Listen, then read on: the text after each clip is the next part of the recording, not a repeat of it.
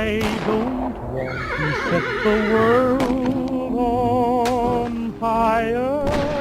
Welcome again, everyone, to the next episode of the Foally of Man. I'm Chris, with me here today, Robert. And today we're going to be looking at Chapter 24, Dances of Light and Shadow. Excellent. We're here today to talk about Foally of Equestria, a nice, happy little fan fiction set in the My Little Pony / Fallout universe. I love ponies. He doesn't really care. We're trying to see if it actually works for him, being all the references and whatnot. Yeah. So, I think you pretty much summed it up. Yeah. If this is your first episode, welcome. We welcome you. I mean, clearly there must be somebody because we keep getting new subscribers. I don't know who you poor people are. Yeah, it's like jumping onto the ship when it's already half sunk, right? Yeah. That's a good metaphor for a show.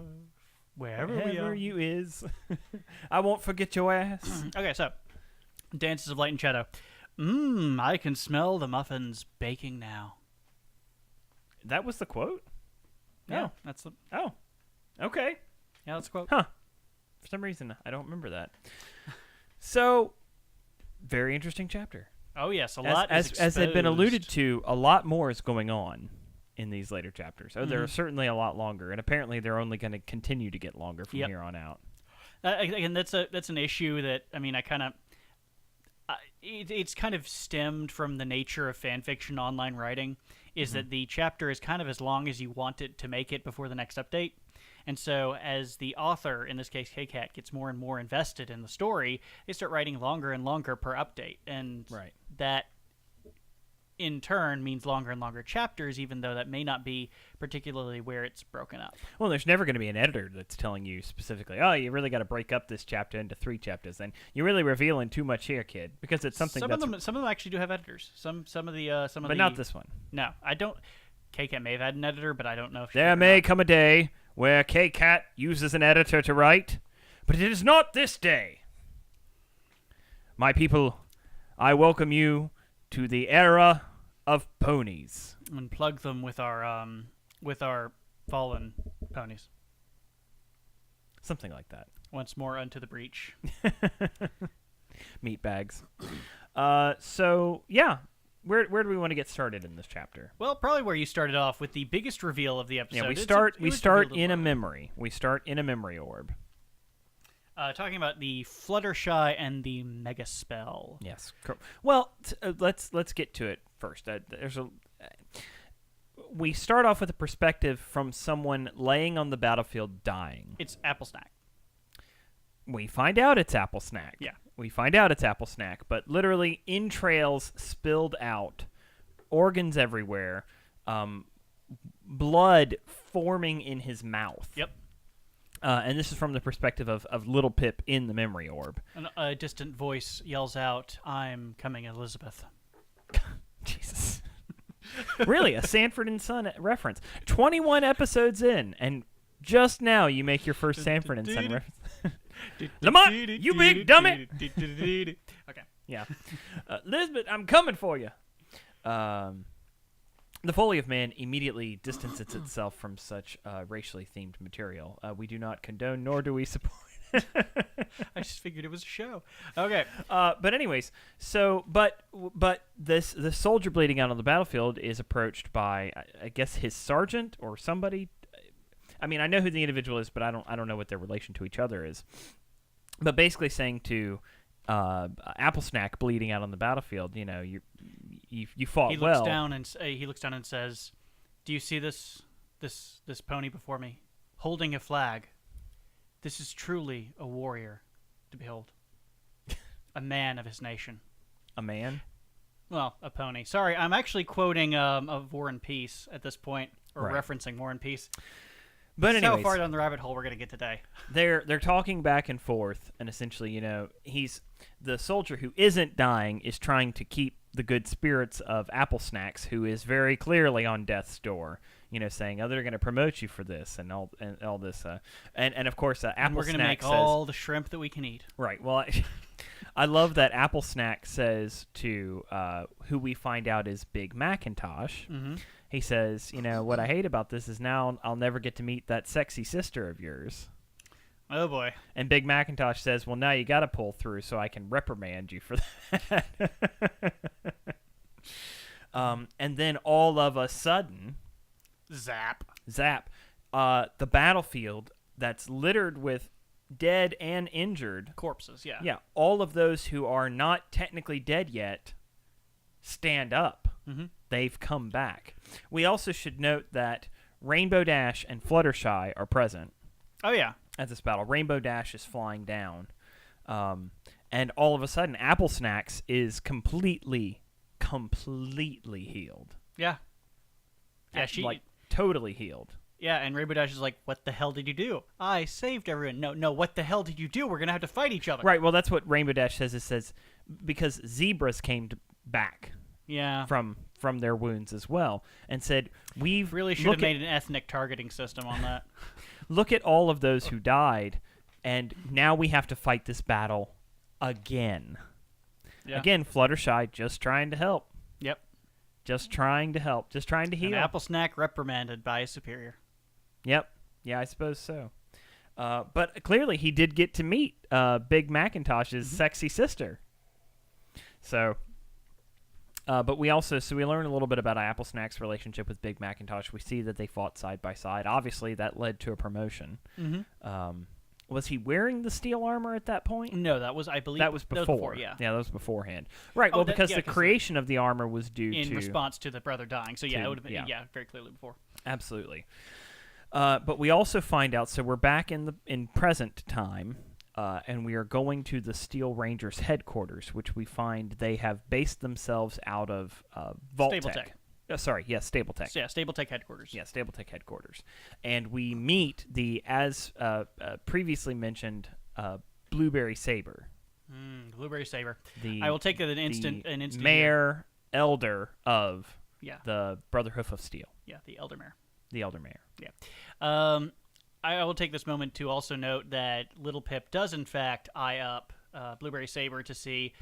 She'd be pretty hot. She'd have been pretty hot. I dust those flanks. I really want to know at this point, do you think, and I'm going to ask the audience this, do you believe that a Little Pip is actually a standard metric to find the attractiveness of a woman? Because she's fairly consistent in finding anyone a certain percent interesting, at least the females. Think of Gaudina. She was staring at Gaudina's backside. Yeah. And all the other ponies are like, what on earth are you... A griffin? And she's like, nah, anything. I'd hit anything. She's a pervert. Yeah. She's depraved. Yes. Virgin of the Wasteland. She's horny. She's literally horny. Yes, she's a cursing unicorn there. But anyways, and so Little Pip gets taken aside by Blueberry Saber and Steel Hooves, and they have a memory orb that they want her to access. Mm-hmm. And Little Pip, just as she, reaches out to the memory orb, realizes that this may be a trap, She's going to be to under anesthetize her. unconscious. Yeah. Yeah. Why wouldn't you? Pick a particularly long memory orb, and you could do surgery on somebody. Yep. But no, I mean, it's also interesting because she does realize. Wait, all right, she may realize, but it's kind of confirmed there are no unicorns in the Steel Rangers because the suits of armor were never meant for unicorns. Correct. They're Racism for Earth ponies. Well, unicorns don't need powers. No. They have powers. Yep, they are able to wield things in a different capacity and generate their own shields, so it's not as necessary. But that's the realization is, hey, they haven't had anyone to go over these archives. They literally have all these archives, and they can't trust a unicorn to just unless come in they have and tell one them. of those reclaimer. No, Recollectors. Recollector. But there's only one, and it belonged to DJ Pony and is now in the hands of Dragon. Correct. So good luck getting that. Yeah. Especially since he's going to be using it to probably go back and be with his friends again in thought, which is a very sad thought. He's over 200 years old. He's a giant dragon, dedicated to good. I'd cut him some slack. Okay. He did, however, sleep through the apocalypse. Pity. Yeah. But anyways, so in the memory, we are from the perspective of a creature that is not a pony, right? and we are observing Rarity and Applejack talking. Mm-hmm. Now, Rarity, having the high charisma that she does, at first, I didn't exactly understand the history of what was going on there, but apparently... It was early on. Yeah. It was early on. It's before everything else. This is before. This is like right when the ministries were starting, if anything. And Rarity says, I found this fantastic book. It's wonderful. It'll allow me to do these fantastic things. Oh, right. No, I was talking more about the prank that she pulled on Applejack to disarm her. Oh, goodness. Oh, I don't remember what it was. You don't remember that? Okay. Well, then we don't have to go over it too much. But essentially, Applejack, Rarity says... It's hard to describe. It's almost like she's coming on to her, but also making fun of her. Oh, yes, hitting on her. Oh, that's right. It was hitting on. She was hitting on her. And she's like, Did Dash put you up to this? Look, it was one time we kissed. We were both drunk. Get over it. Yeah. It didn't mean anything. Right. Yeah. But anyway, so Rarity has this book, the Neigh-Cromancer. The Neigh-Cromancer. The Neigh-Cromancer. And Rarity essentially talks about these soul jars, which apparently can be used to capture a soul, like a soul gem from Elder Scrolls, Yep. I would say, because there's no equivalent in Fallout. Yeah. But that she believes, because one of her ministers, or one of her underlings, said that they believed that they could shave off just a piece of someone's soul. Yeah. And put it in a soul jar. But the important part of a soul jar is that a soul jar can be bound to anything. It can be bound to a piece of clothing. It can be bound to a weapon. It can be bound to a bullet. And when you do that, it makes it impervious. Yeah, it becomes as strong as a soul, which is... So you make armor that no one can pierce. You make a bullet that can cut through anything. It's... As long as with enough force, but yeah. Correct. But it obviously tremendously powerful. Yeah. However, way you overpowered. Have to take apart the integrity of a soul. Yeah, you actually have to shave apart. You have to take apart someone's entire, spiritual existence. So, okay, your thoughts. I've read the book. Your thoughts? I was going to say, well, I will go ahead and tell you. I will go ahead and tell you something about these. They will come again. They're important to the story. No, obviously. Yeah, no. No, this is just a one-off. They mentioned it once, and we're never going to come back to it again. Well, she also mentions, that's why all those terminals were impervious and had lasted. Oh, that's why those terminals have lasted. Yeah, because they have souls in them. Yeah, no, it's obviously going to be important, but honestly, the first thing that came to mind was like a Harry Potter Horcrux. And I was going to say, I know you didn't finish that series, but... That definitely, I don't know. For the audience who probably did, yeah, that'd probably be like, oh my gosh, or yeah, I know. Yeah. So in Harry Potter, I'll just give you a basic understanding. Voldemort, to prevent himself from ever truly dying, bound pieces of his soul to objects that gained tremendous power. When they did that, they became difficult to destroy when he bound pieces of his soul. And the idea being that every piece of him that was destroyed, there was always another piece that was out there that was left. Yeah.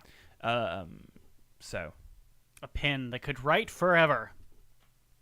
I don't think that was one of the Horcruxes. I didn't read the book, so I wouldn't know. I was just thinking of one, and I was like, you read the second book, right? There's 7, right? So I read 4 of 7. Okay, so the diary. Yeah. Tom Marvolo's diary is a Horcrux. Okay. Yeah. And I think the diadem was a Horcrux. Anyways, I don't know. It doesn't matter. It doesn't matter. We're getting lost in the reeds.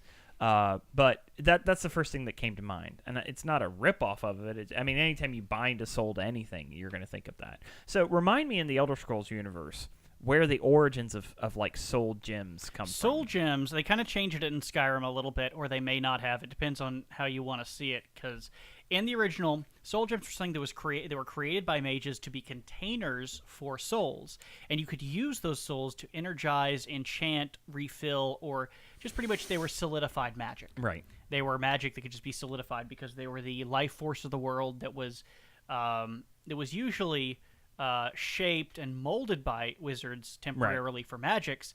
You could actually take it and contain it and reuse it in any way you wanted. Gotcha. In Skyrim, you could actually mine soul gems in the I forgot what it's called, but it's the large, expansive area underground and the in the Dwarven. the Underdark. It may be the Underdark. What's something?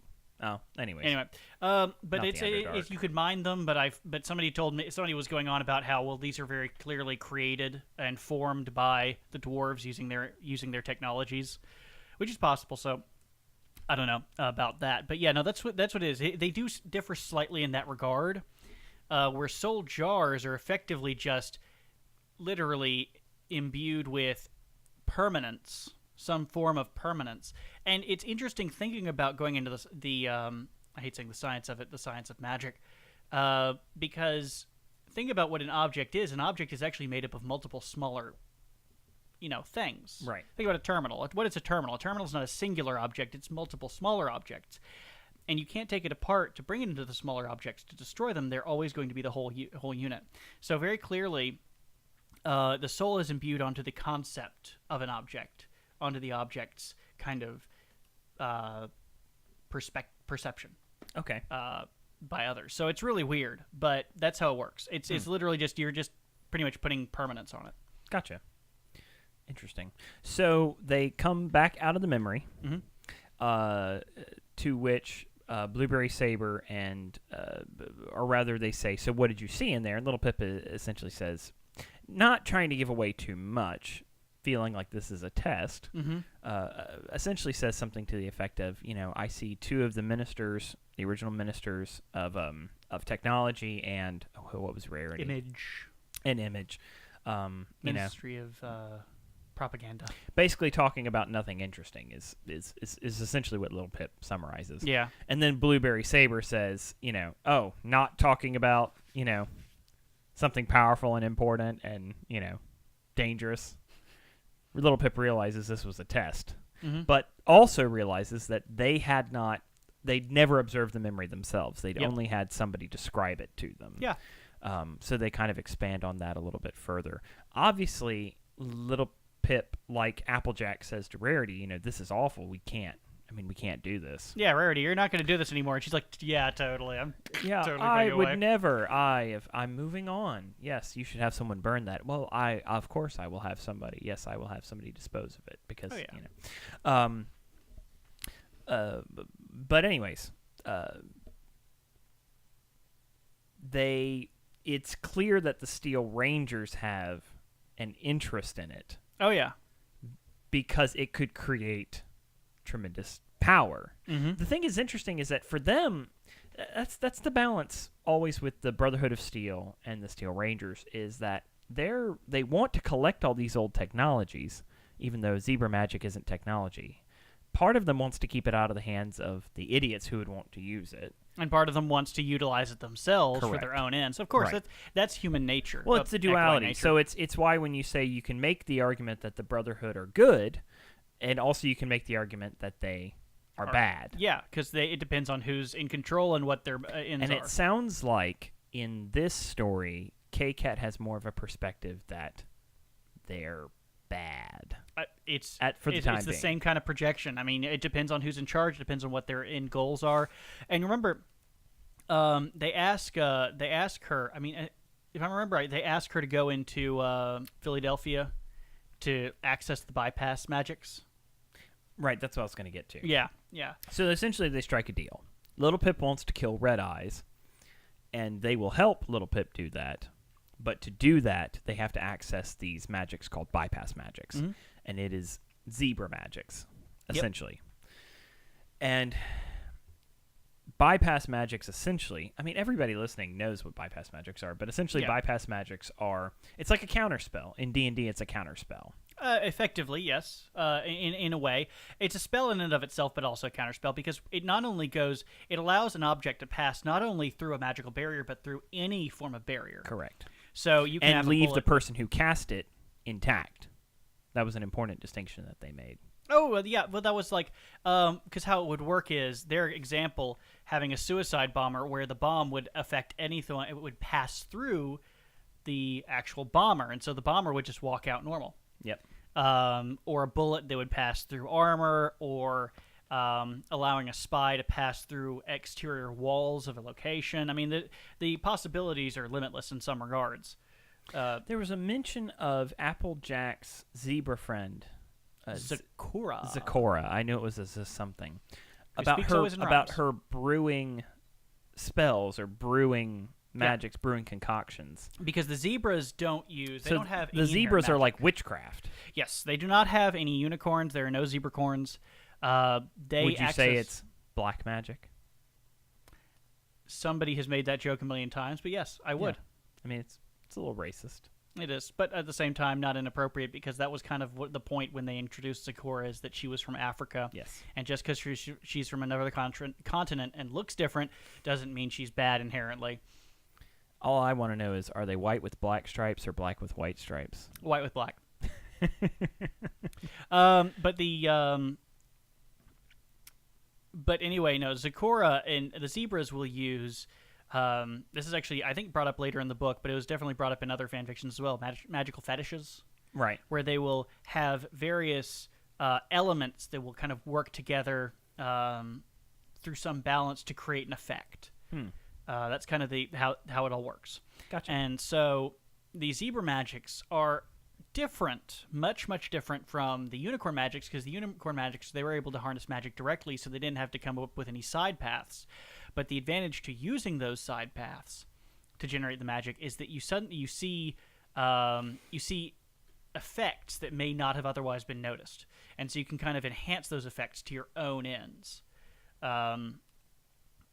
I'm trying to remember if there was anyone in the story, but I don't think any in the main story are brought up. Maybe, but I don't think so. Okay. All right. Well, we also find out about how terrifying an alicorn using bypass magic would be. Oh, yeah. Yeah. Literally just go anywhere, kill anyone. And Little Pip didn't realize that, oh yeah, Red Eyes probably has a contingent of alicorns that defend him. Yeah. And griffins that defend him. And then, just slavers and, general raiders from the wasteland. Yeah. Well, and in fact, Red Eyes is now enslaving raiders. Yeah. So even the slaves are very dangerous individuals. It's not like you're going to run in there and free these people and they'd be happy. Mm-hmm. These are people that are like, you free banana, make kill face, rip off nuts. Something to that effect. Like a Psychos from Borderlands. Yes, That's kind of what I imagine. I'm the conductor of the poop train. Yeah, you are the conductor of the poop train. I think that's you should make business cards that say that. But yeah, no, that's the kind of individual you're releasing, and so this kind of comes into the whole something that's actually great about the story, and you see this coming up is that the duality of characters. I mean, are they good, are they bad, kind of thing? Because here's Red Eye, and he's trying to make a good. Is his future, is his vision good, or is it bad? Are his methods good, or are they bad because he's using raiders that otherwise would just kill?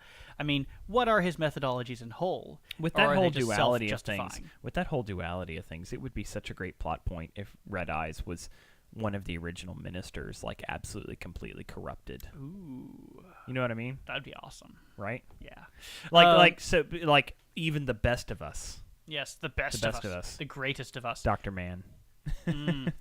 But no, what's going to happen is Little Pip's going to walk in. She's actually going to find the place really cool, and then this like girl who rides a wolf is going to come in and just wreck some stuff, and then I'm totally going after Princess Mononoke at this point. Yeah. No, I gotcha.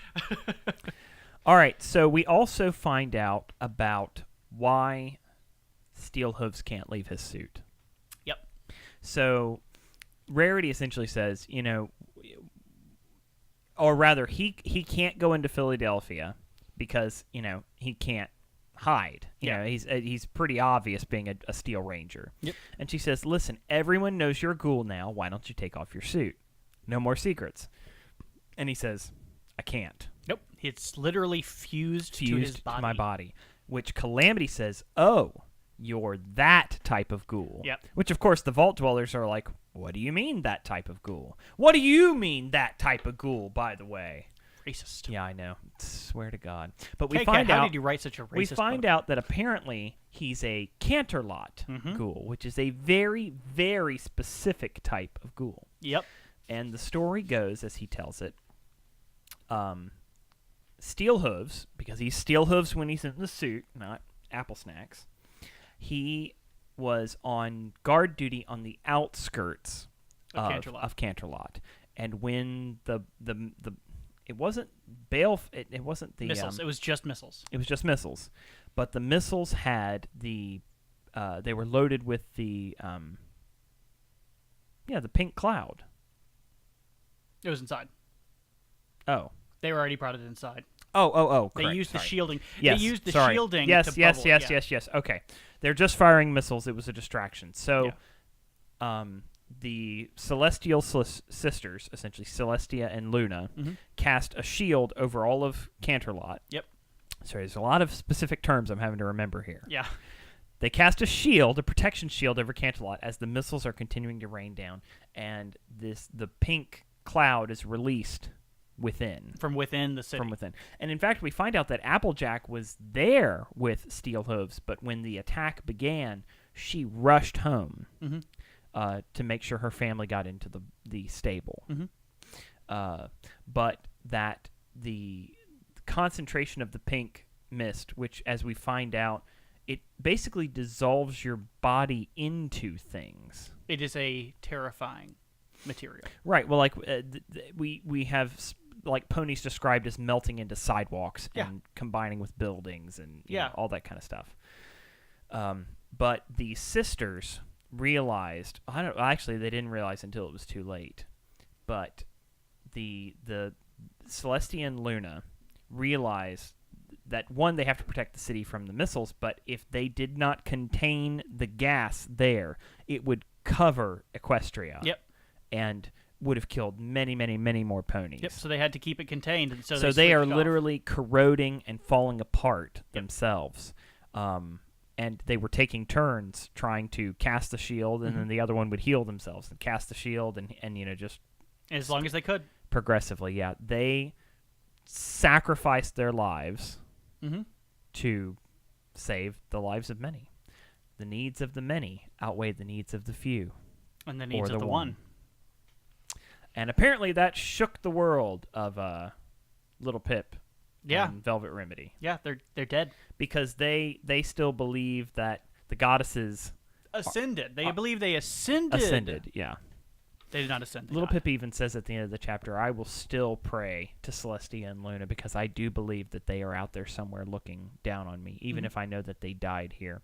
But they always mentioned early in the chapter 2 about, you know, would die and join the goddesses, you know, even more so than that since they're already here now, or no, go to a time when the goddesses weren't with us. Yeah.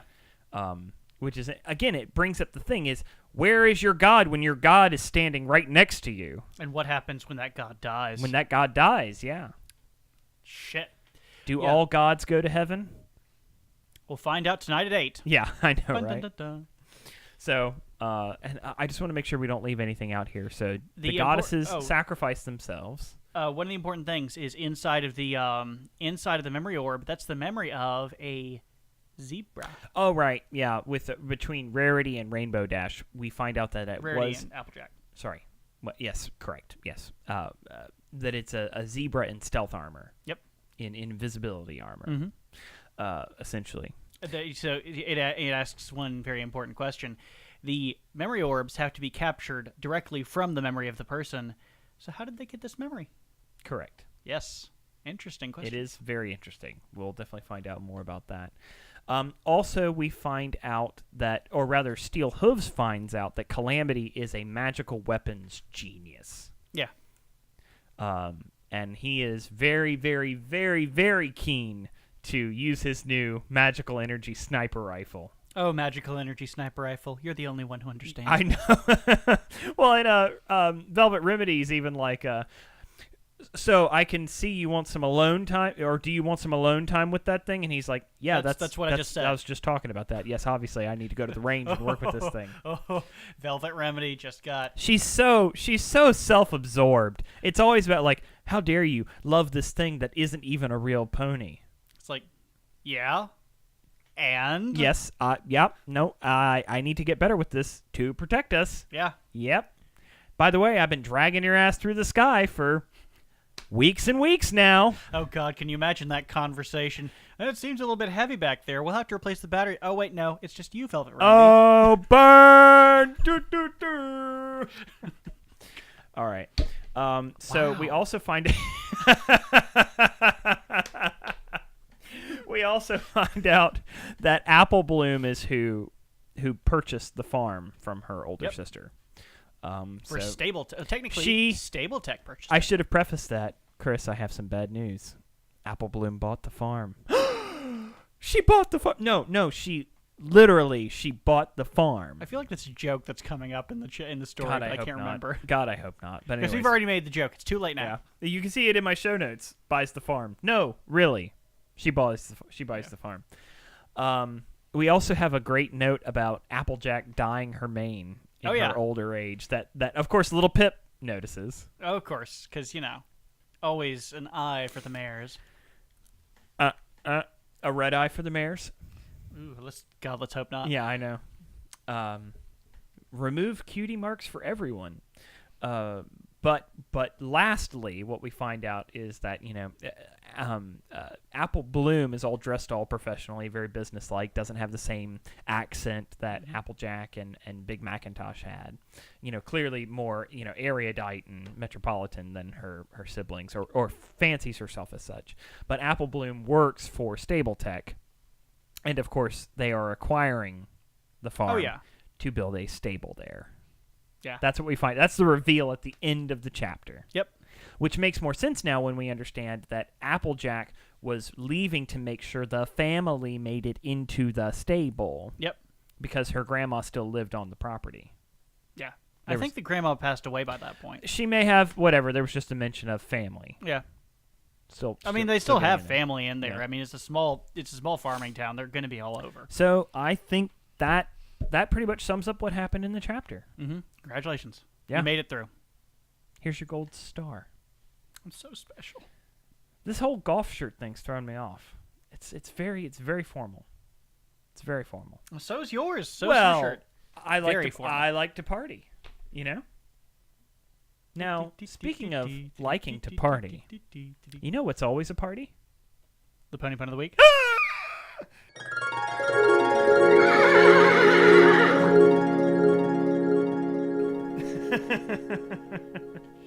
So tell me, Robert, do I get to tell you the pony pun? Do. Okay. Christopher, the pony pun of the week is affiliated. Yay! Affiliated. Which means that no matter what you do in life, you will always be affiliated with My Little Pony. Oh, God damn it. No! You know what's really sad? What's really sad, or I don't know if it's sad, but it's like I have zero inclination to watch any My Little Pony anything, but I want to read the next goddamn chapter of this book. I want to know what happens. Now you know which is more superior. You merely adopted the pony. I was born into it, molded by it. I did not read Followed Equestria till I was but a man. Yeah, thank God. And by then it was amazing. Yeah, can you imagine reading this to a child as a bedtime story? And then he felt his maleness get hard and head towards the bathroom. Ugh. He said something about a seed. Daddy, is that an acorn? Yeah, sort of.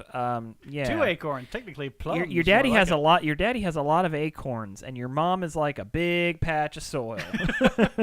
That's why we call her fertile. I mean, a big patch of soil. You take that back, you bastard! I can just hear that now. Anybody in the crowd who's married, Oh boy. You gotta rib each other. You gotta poke. You just get. You're real comfortable right now. I need to do something to rile you up, just to make it interesting for a few minutes. Okay, so anyways, let's move on to the listener. Oh questions. Yeah, all right. Oscar Holt says, I might have forgot if you talked about it already, but my question of the week is not really a question, but I would like to hear a rundown of your opinion of how you imagine the main character's special points are divided. What's their highs and what's their lows according to you? I think he meant to say opinion. I believe so. He could be talking about onions. They're all ogres. Oh, you got that opinion? That sounds like a very Cajun way of saying it. Opinion. Opinion. Okay, so this is actually going to be pretty easy because the characters, although are complex, they still fall into certain archetypes. So you have like simple, man. Steel Hooves is going to be strength, endurance, well, I was going and to charisma. say, I was going to say, we've talked about this a little bit before, but I think we only spoke specifically about Little Pip. Yep. So, yeah. So you were saying about Steel Hooves is strength, endurance, and charisma high. Perception probably low. Little Pip, high luck. Well, Little Pip, yeah. Little Pip is going to be low strength, high perception, high luck, low endurance. Yep. Decent intelligence. Decent intelligence, very low charisma, high agility. Yeah. Velvet Remedy High is charisma, high agility, low perception. A 0 on self-awareness. Yeah. That's not even a special, but it's just there. That has to be said. She just says shit, and you're like, whoa, wow, where the fuck did that come from? Calamity. That's pretty vain. Calamity, high agility, very high. Maxed agility, because that's the whole flying and the low accurate intelligence. Shooting. Very low intelligence. Decent, like average charisma. Yeah. Very high perception. Low strength. Well, you say low strength, but I feel like that's but imbued, Pegasi are imbued with a specific type of strength. Yeah. So, no, but like even on the reference, I think compared to an average, I think he's on the lower strength. Okay. Even though he could carry that massive gun, I feel like that's probably something of his because he could probably tough it way more when the Sky Bandit was out of batteries. Because remember, he kept having to have help from Little Pip. Yeah. And even he was saying, okay, now my job's going to be run out by Pyrelight, which is a by joke. Pyrelight, I know. yeah. I now, know, if I remember correctly in the chapter, Pyrelight had to wait outside of the vault, the Stabletech headquarters. Yeah, they didn't want her inside. Yeah. No bird wants to be kept in a cage. No, nobody puts baby in a corner. Nobody. By the way, I was rewatching that movie over the weekend, which I already thought that was a super cheesy, stupid line, and then I finally remembered what scene it was, and it's really cheesy and stupid. It's really he just walks up out of nowhere. I'm sorry. Would you like to say when was this movie made? It was 1986. Exactly. No, I know. Well, but he just walks up out of nowhere and says, "Nobody puts baby in a corner," and you're like, where the fuck did this come from? I wasn't even. I don't know what you're going on there for. I don't want you with him. He's a kickboxer. No, seriously, the 1980s. The kind of romancy chick flick, that's what you're going to get. He's really sexy, but probably hung like a toddler. Baby, I don't want you seeing him. For those of you who don't know, we're talking about Dirty Dancing, which is a cheesy 1980s Well, technically, that was from Say Anything. Yes. She broke up with me, and she gave me this pen. I know. Yes, keep up. I gotcha. All right. Okay, so, next question. Okay, knock lupus. Okay, here's one. Robert. Sorry, Chris. Aww. Based on what you've seen this far, who or what do you think will become the main villains, or antagonists down the line, be it an individual or group? Okay, so I'm just going to say this straight out. I know this wasn't for me, but I'm going to say it straight out at this point. If you're paying attention, you'll notice that this question comes up a lot, right? Yeah. You'll notice this question comes up when a certain character is mentioned a lot, right? Yeah. Only when that character is mentioned. Yeah. So you know what the answer is. Yeah. Simply because you people keep asking it at the most inconvenient time. Why do you do this? Why couldn't you ask it when we had an episode entirely dedicated to Spike the Dragon? Why did you have to ask it now? Okay, so you already know. Duh. Yeah. So anyways, yeah. It's Velvet Remedy. Yeah. This was all a ploy from the very beginning. So she was even the one who detonated the bomb. She's a ghoul. She's an interdimensional vampire. Oh, great. Oh, no. All right. We got Infowars.com going on over here. She's sucking the soul out of our very souls using soul jars. They're turning the diamond dogs into whatever the hell those diamond dogs become. Except gay. Except gay. They're devil dogs, but they're super gay. Hellhounds. They're hellhounds. Hellhounds, yeah. Gay hellhounds. They're just they live on Castro Street in San Francisco. They drink Mai Tais. They have interesting parties. They'll probably insert like 17 slash fictions that are kind of come out of the single line, gay hellhounds. By the way, so we Should we ask about this on the episode, or did you want to find out information on it independently? Well, that would depend on what the question is, because I had completely forgotten. So it's September now, but October is coming up soon, and I would like us to do something special for Halloween. Oh, that's right. Yes, we are going to ask on the episode, because we kind of need your help on this. So I would like for a special episode devoid of the entire story. I think it would be great if we read aloud and shared some wonderful My Little Pony creepypastas. Some really weird, and we're probably going to do a live reading of it, not read it beforehand and give you the point by point. But we're actually going to do a live reading, and actually real time. So if you got something that's really... So what you're saying is that it could be a totally normal story, and then something really, really, really messed up could happen. Whatever you got, just kind of keep it on the not awfully sexual end of it, please. That's an invitation for it. Yeah, please don't. And then Red Eye slowly removed his skin, and but yeah. So is Dr. Weird? What? Any suggestions? We'd love to receive that. You can email us at, I don't even think we have a card for this. I'll have to make a card for it. You can email us at cbpbch@gmail.com. That's an easy one to remember. You won't forget it ever. Yeah, cbpbch@gmail.com. You also see it in the show notes. So also, you can, obviously you're watching us on YouTube at youtube.com/Crisco Brand Biscuits, but you can find us on the Google Play. And the reason we know you're watching it on YouTube is because if you're listening to it on the podcast, you're not watching it. That's true. So yeah. Stop being obviously. pedantic, okay? We have our one fan on Podbean, but we do have other people who are downloading through Google Play and iTunes and I guess whatever aggregators that it gets shot out to. You can also find us on thefoallyofman.libsyn.com. That's the main website and the RSS feed directly for the show. You can also find us on Twitter at CriscoCast. There. Is there anywhere that I'm forgetting? Of course, we have a Facebook page that we never use and a Twitter that you can find us. Feel free to use the thing that we never actually go to or deal with it all. But I mean, it probably get hacked one of these days. You'll have terrible pictures of something awful on it. Yeah, But you know what? And we still won't deal with it. A lot of Rule 34 I see coming our way. Oh boy. I mean, I'm really not looking forward to it. You were talking about open invitation. There you go. No, I'm sure there's a ton of that in this fandom. Ooh, Dom. Ooh, there's Dom in the fan. Oh, no. All right, that's enough. You know what? For Chris, I'm Robert. This has been The Foally of Man. Thank you very much for watching and listening. We will see y'all next week. Hopefully without a bunch of pony porn sent to our email. Oh, and by the way, I should have actually started with this. For those that are currently or were in Florida, be safe. Yes. Because currently, at this time of this recording, it's pretty bad. Hurricane Irma's just Irmaing it all up. It's so pretty bad. So stay safe out there. See you next time. All right. Later, y'all. It's all over, but the crowd